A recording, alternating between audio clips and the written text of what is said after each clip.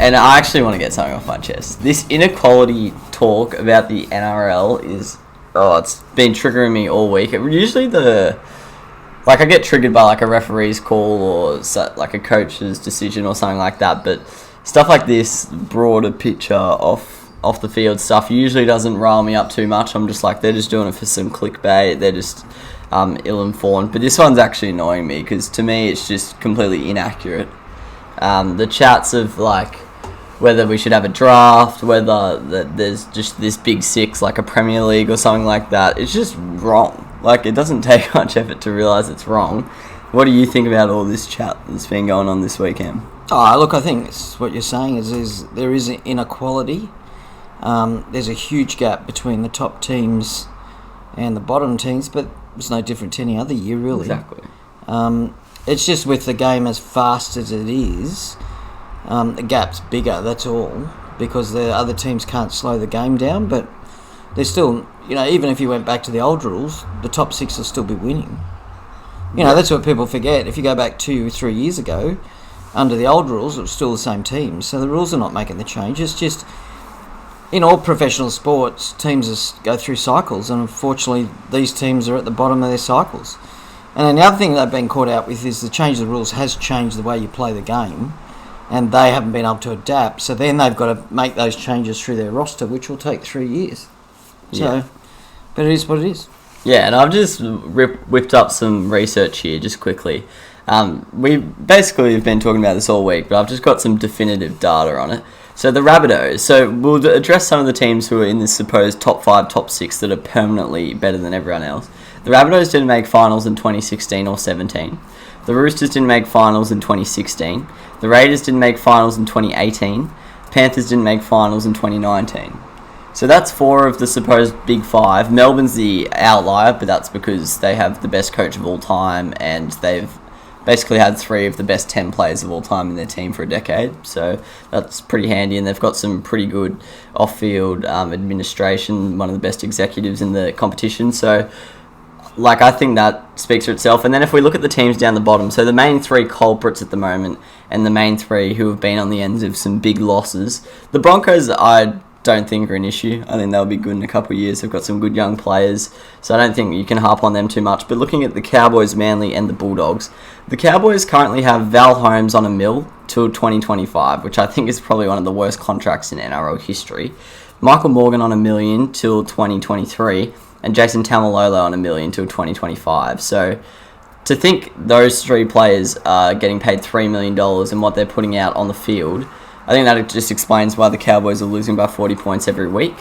So I don't think we can say it's unequal or there needs to be a draft to help them out. They just need to stop making stupid signings, really. There's talks of them signing Reynolds for like 800, 900k, which, look, I don't know about that because he is approaching the end of his career as well. They've made stupid signings like Masters and stuff. So I think they've just got to sort their signings out because they've dug themselves into a hole. And I think we were talking about this at breakfast this morning, but I think JT and Matty Bowen were hiding some of those mistakes over the last decade or so just through the talent they had. But yeah, it's shown that their list management is actually quite poor ever since JT retired. But and also looking at the Cowboys, they were in finals like 2 or 3 seasons ago, so they're not been perennial losers. Manly have arguably been one of the best teams since 2000, so you can't argue they've been down the bottom. Looking at some of their cap management, DC's on 1.3 million. Right now he's probably playing at a level of a 600k player, I would say. Moses Sully's on 550k. That's awful. Alawai's on 600k, who at the time that's probably what he was worth, but he's not played well so far. And the Turbos are on just over 2 million combined, and I don't think you could justify that they should be worth 1.2 million combined at the moment because Tom can't get on the field and Jake's just not delivering what we need from him.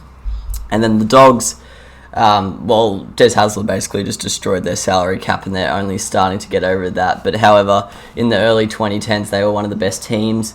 But they've also made some pretty bad signings. I think Kotrick was overpaid, Dylan Napa was overpaid. However, they do have Matt Burton coming to the club next year and Addo Carr. So I think the Bulldogs will only get better as the season goes on as some of those combinations grow. So I think I've dispelled some of the chat there that there's this perennial top six, these permanent teams down the bottom, to be quite false, because it's been frustrating me all weekend, really, because it doesn't take much thinking to realise that it isn't true. The one outlier is Melbourne, but as I explained before, that's just a rare case. So do you think a draft, despite me thinking it's rubbish that there's a permanent top six or something, do you think a draft could help, or do you think that just wouldn't work in NRL and it's really only for AFL? Well, I think the problem is with the draft, you still wouldn't see it for 5 years. Yeah. Because, I mean, if you say you did it, well, you wouldn't do it next year, but it would be 2 to 3 years before it comes in, and then you've got to let these young kids go through, and 18-year-olds take a long time in the league to get... I mean, I think you couldn't do 18. I think they have to do 21 in the league. I think 18, they're too small. And then I just can't see the clubs agreeing. It's big clubs like Penrith, they've got huge juniors, Parramatta. Why are they going to sit back and let the Roosters and that get their best players? So my feeling is what you need to do is you don't need a draft, but you should be rewarded for building your own players. If you look at our club, West Tigers, they've had a really good pipeline of young players. So when if another club buys your players within 5 years of them making grade, you should get $200,000 or $300,000 back in cash from the other club.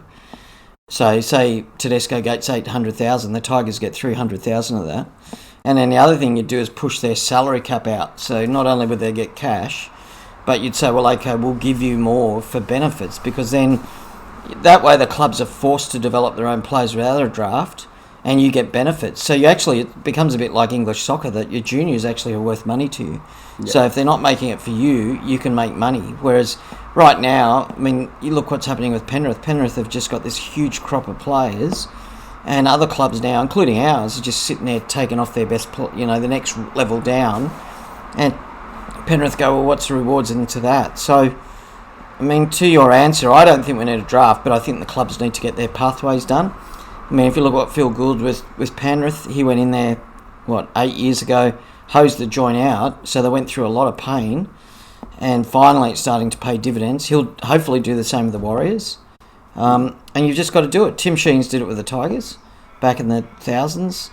So I think that's more it. I don't think you need a draft. But I think every club should have pathways for juniors, and you should get benefits for developing your own juniors, which right now in the salary cap there isn't. Yeah, I completely agree with that. Obviously, you can't have a transfer fee, because that doesn't work with salary caps and stuff, but there does need to be compensation.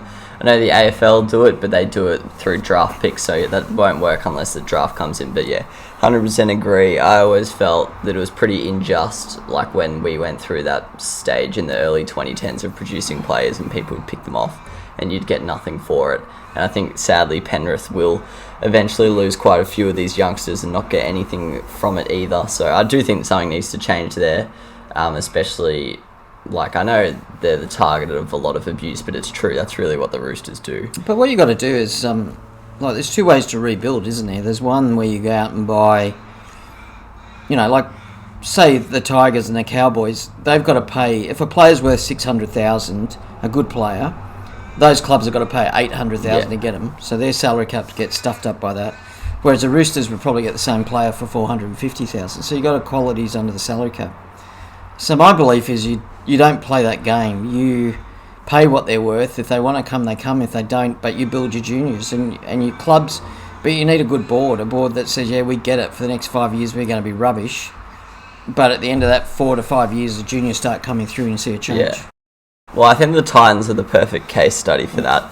They thought about going that route that you mentioned before with the Cherry Evans.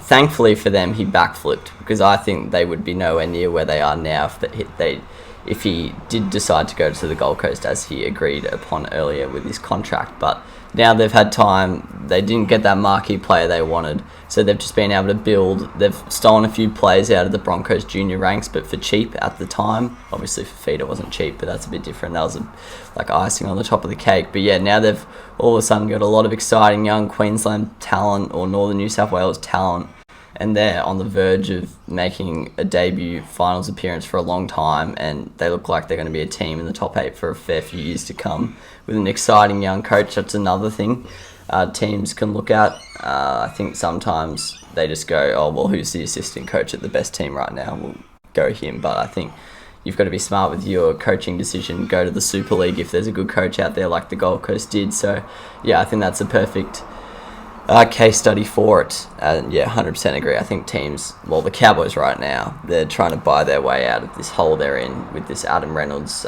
contract thing. I think there was rumours they were going to get Benji Marshall earlier in the year, and I tell you what, none of those moves are going to fix what they're stuck with at the moment. So I just wanted to address that to open out the podcast. A little bit of a negative chat, but it has been frustrating me all week. It's a miracle! Oh yeah! What about that one? Unbelievable! Balotelli, Aguero!